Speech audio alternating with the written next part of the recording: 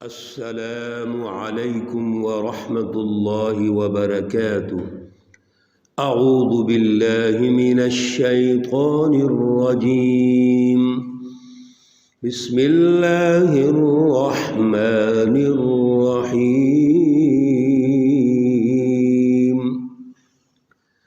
الأعراب أشد كفرا ونفاقا وأجدر ألا يعلموا حدود ما أنزل الله على رسوله والله عليم حكيم. صدق الله العلي العظيم. اللهم صل على سيدنا ومولانا محمد النبي الأمي وعلى آله وأصحابه وبارك وسلم وصل عليه. انتہائی معزز بہنوں اور بھائیوں، آج جو آیات مقدسہ ہمارے زیر مطالعہ ہیں، آیت مقدسہ نمبر 97، 98 اور 99 ہیں۔ یہ آیات مقدسہ سورۃ التوبہ سے ہیں۔ پارہ نمبر 11 کا یہ پہلا رکوع ہے اور سورہ مقدسہ کا رکوع نمبر 12 یہاں مکمل ہو رہا ہے۔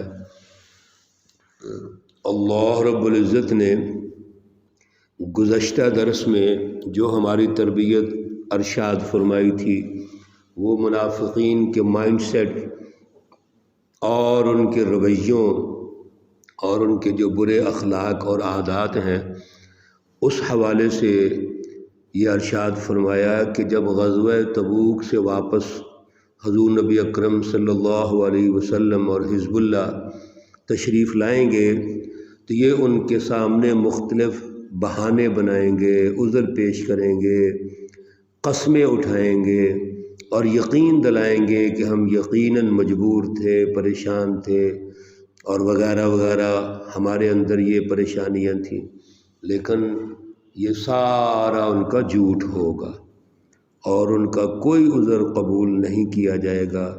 اللہ رب العزت بھی ناراض ہے ان سے، اور رسول اللہ صلی اللہ علیہ وسلم اور حزب اللہ بھی ناراض ہے، اور سماجی اور معاشرتی طور پر ان کا جو کردار ہے، ان کا کریکٹر ہے، وہ واضح ہو جائے گا، نمایاں ہو جائے گا کہ اصل میں وہ حزب الشیطان کے اعلی کار کے طور پہ کام کر رہے ہیں اور حزب اللہ کو نقصان پہنچانا چاہتے ہیں۔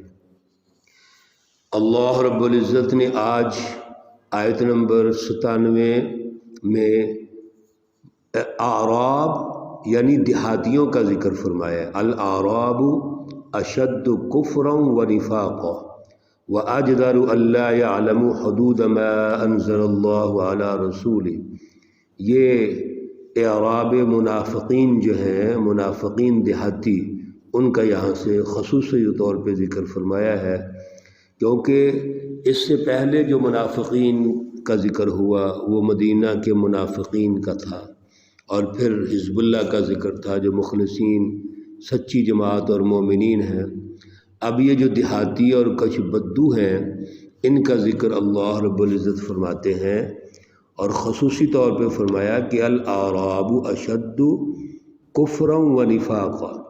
یہ جو دیہاتی ہیں یہ اپنے کفر اور نفاق میں بہت سخت مزاج ہوتے ہیں۔ نبی علیہ السلام کا بھی ارشاد گرامی ہے، من سکن البادی جفا، جو دیہاتوں میں رہنے والے ہیں وہ سخت مزاج ہوتے ہیں۔ وجہ اس کی کیا ہے؟ وجہ یہ ہے کہ یہ جو مجالس علم و حکمت ہیں ان سے دور رہتے ہیں، اس کی وجہ سے ان میں وہ تہذیب و شائستگی موجود نہیں ہوتی، کیونکہ علم و عرفان کی روشنی ان تک کم تک پہنچتی ہے، اور اس ماحول میں، جس ماحول میں یہ رہ رہے ہیں، وہ چونکہ سخت ماحول ہوتا ہے اور رہنمائی موجود نہیں ہوتی، اس کی وجہ سے ان کے اندر ذرا سختی پائی جاتی ہے۔ اللہ رب العزت نے ان کا بطور خاص ذکر فرما کر آگے اللہ تعالیٰ فرماتے ہیں آیت نمبر 98 میں، وَمِنَ الْأَعْرَابِ مَن يَتَّخِذُ مَا يُنْفِقُ مَغْرَمًا وَيَتَرَبَّصُ بِكُمُ الدَّوَائِرَ۔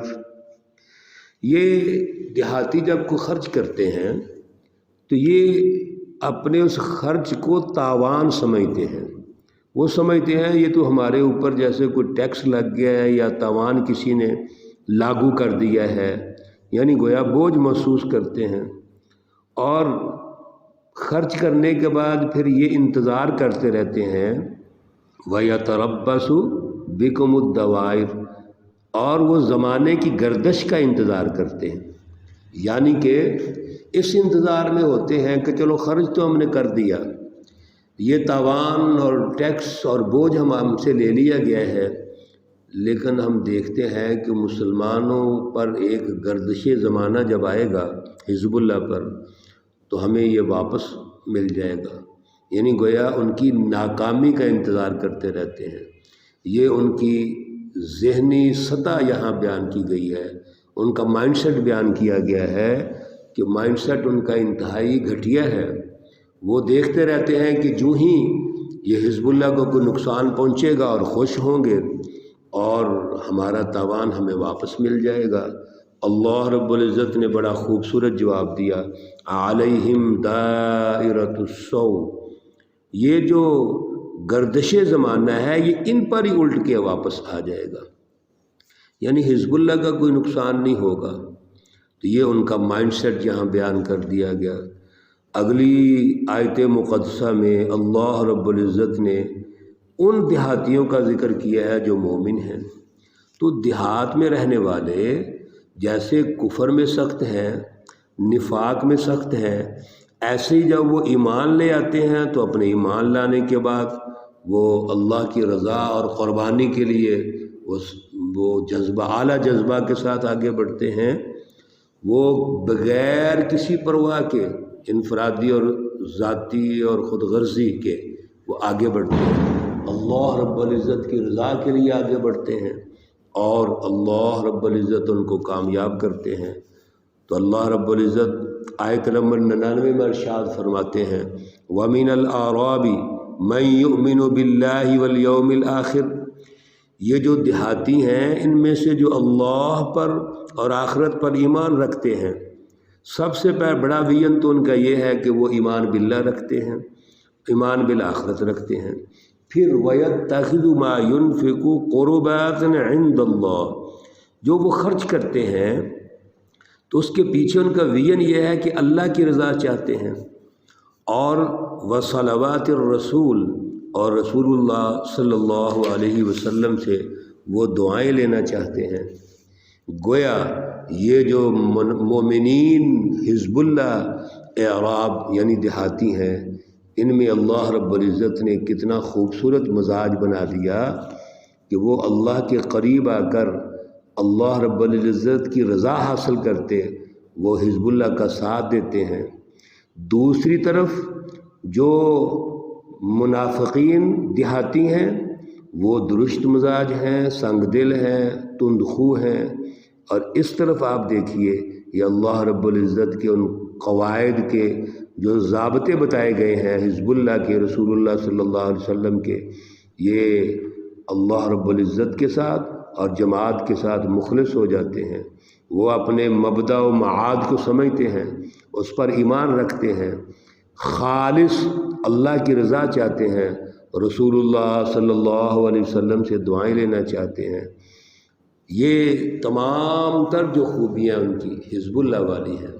تو یہاں ایک کمپیریزن ہے، ایک تجزیہ ہے دیہات میں رہنے والوں کا، یعنی وہ دونوں جو جماعتیں ہیں منافقین اور مومنین، حزب اللہ اور وہ جماعت جو منافقین کی اعلی کار کے طور پہ دیہاتوں میں کام کر رہی ہے، اللہ رب العزت نے بطور خاص ان کا تحلیل و تجزیہ یہاں پیش کیا ہے۔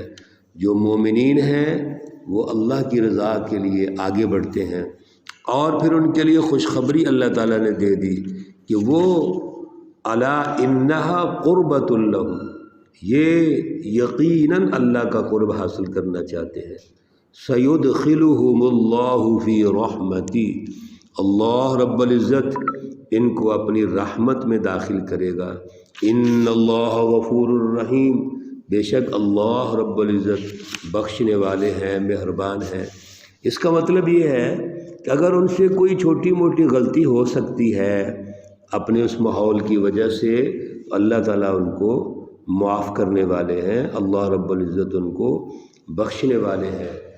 یاد رکھیے اللہ رب العزت تو اخلاص سے کیا ہوا چھوٹا عمل، تھوڑا عمل اپنی بارگاہ میں اتنا قبول فرماتے ہیں کہ وہ 10 گنا، 70 گنا، 700 گنا، بلکہ اس سے بھی بڑھا کر اللہ رب العزت کئی گنا اس کو اجر عطا فرماتے ہیں، اس کا انعام عطا فرماتے ہیں۔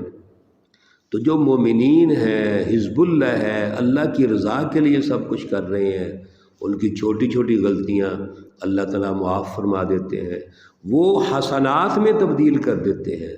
اللہ رب العزت ان کی ان چھوٹی موٹی غلطیوں کو معاف بھی فرماتے ہیں اور حسنات میں بھی تبدیل کر دیتے ہیں۔ بے شمار احادیث ہیں اس پر ہمارے لیے ریفرنسز کے طور پہ۔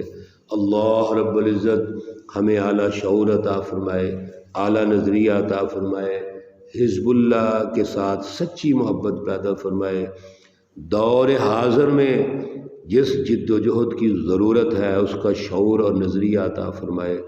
اللہ رب العزت تمام مرحومین و مرحومات کو جنت الفردوس میں اعلیٰ مقام عطا فرمائے، ان کی قبر، برزخ اور آخرت کی زندگی میں آسانیاں پیدا فرمائے۔ اللہ رب العزت تمام بیماروں کو شفائے کاملہ عاجلہ مستمرہ عطا فرمائے۔ اللہ رب العزت تمام پریشان حالوں کو پریشانیاں دور فرمائے۔ وہ انفرادی اجتماعی پریشانیاں ہیں، اس نظام ظلم کی پیدا کردہ پریشانیاں ہیں، غربت ہے، بے روزگاری ہے، مقروض ہونا ہے، بیماریاں ہیں اور بے شمار پریشانیاں، اللہ تعالیٰ سب سے محفوظ فرمائے۔ ربنا تقبل منا انك انت السميع العليم وتب علينا انك انت التواب الرحيم، وصلى الله تعالى على النبي الأمي محمد وعلى آله وأصحابه أجمعين وبارك وسلم تسليما كثيرا كثيرا كثيرا۔ السلام عليكم ورحمة الله وبركاته۔